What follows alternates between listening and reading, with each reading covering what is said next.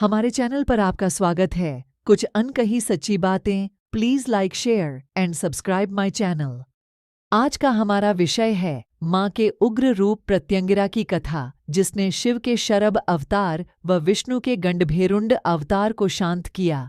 माँ देवी के समय समय पर कई रूप हुए हैं, जिन्होंने दुष्टों, पापियों तथा अधर्मियों का नाश किया है। इसी के साथ माँ ने कई अवतार अपनी महिमा, शक्ति व पराक्रम को दिखाने के लिए भी लिए हैं। इसी में उनका एक रूप था माँ प्रत्यंगिरा। प्रत्यंगिरा का रूप जो अति भयानक तथा प्रलयकारी था। यह रूप उन्होंने किसी दुष्ट राक्षस या दैत्य का वध करने के लिए नहीं, अपितु भगवान शिव तथा भगवान विष्णु के बीच चल रहे युद्ध को समाप्त करने के उद्देश्य से लिया था। आइए उस रोचक घटना के बारे में जानते हैं। माँ का उग्र प्रत्यंगिरा रूप लेने की कथा। यह कथा सतयुग में भगवान के नृसिंह अवतार लेने तथा हिरण्यकश्यप के वध होने के बाद से जुड़ी हुई है।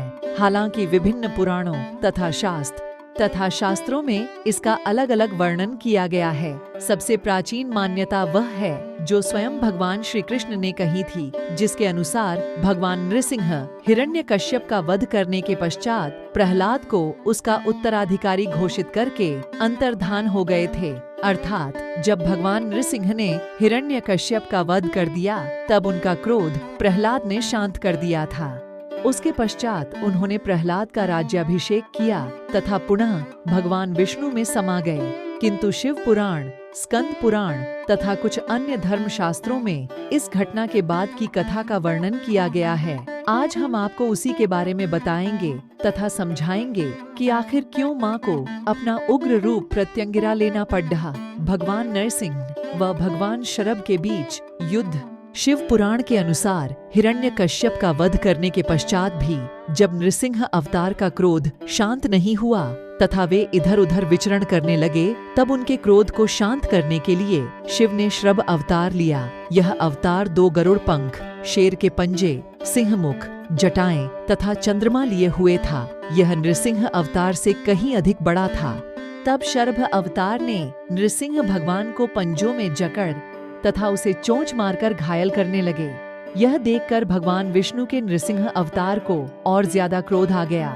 भगवान शरभ तथा भगवान गंडभेरुंड के बीच युद्ध अपने ऊपर होते इस प्रहार को देखकर भगवान नृसिंह अवतार ने उससे भी भयानक तथा बड़ा रूप धारण कर लिया। यह गंडभेरुंड अवतार था जो 2 पक्षी के मुख वाला था। अब शरभ तथा गंडभेरुंड अवतार के बीच भीषण युद्ध शुरू हो गया, जो 18 दिनों तक चलता रहा। उनके युद्ध के कारण तीनों लोकों में त्राहिमाम मच गया। दोनों के बीच चल रहे भीषण युद्ध को रोकने की शक्ति तीनों लोकों में से किसी के पास नहीं थी। देवता, दानव, मनुष्य सब भय के मारे कांप रहे थे। तब माँ आदिशक्ति सृष्टि के कल्याण के उद्देश्य से उनका युद्ध रुकवाने के लिए स्वयं प्रकट हुई। माँ आदिशक्ति का प्रत्यंगिरा रूप माँ देवी ने अपनी शक्ति के द्वारा भयंकर अवतार धारण कर लिया, जिसका मुख शेर के समान था। उसमें शिव के शरभ अवतार, विष्णु के दोनों अवतारों नरसिंह व गंडभेरुंड की शक्तियाँ समाहित थीं। यह रूप इतना विशाल था कि उसके समक्ष ब्रह्मांड में कोई भी रूप इतना शक्तिशाली नहीं था। भयंकर प्रत्यंगिरा रूप धारण करके माँ आदिशक्ति शरभ तथा गंडभेरुंड अवतार के पास गई तथा एक जोरदार चिंगाड़ मारी। अपने सामने इतने भयंकर तथा विशालकाय रूप को देखकर शरभ और गंडभेरुंड दोनों में भय व्याप्त हो गया। उन दोनों ने युद्ध रोक दिया तथा अपने असली अवतार में वापस आ गए। इस प्रकार माँ आदिशक्ति ने भगवान शिव तथा भगवान विष्णु के बीच चल रहे भीषण युद्ध का अंत किया। रामायण में माँ प्रत्यंगिरा का उल्लेख मिलता है। जब मेघनाथ तथा लक्ष्मण का अंतिम युद्ध होने वाला था, तब वह माँ निकुंभला का यज्ञ करने वाला था।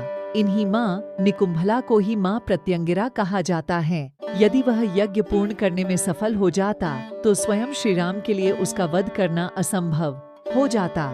इसलिए हनुमान ने पहले ही उसका यज्ञ विफल कर दिया था, जिसके पश्चात लक्ष्मण ने उसका वध कर दिया था। प्रत्यंगिरा का अर्थ, प्रत्यंगिरा शब्द 2 शब्दों के मेल से बना है, जिसका अर्थ होता है किसी प्रकार के आक्रमण, तंत्र, काला जादू को पलट देना।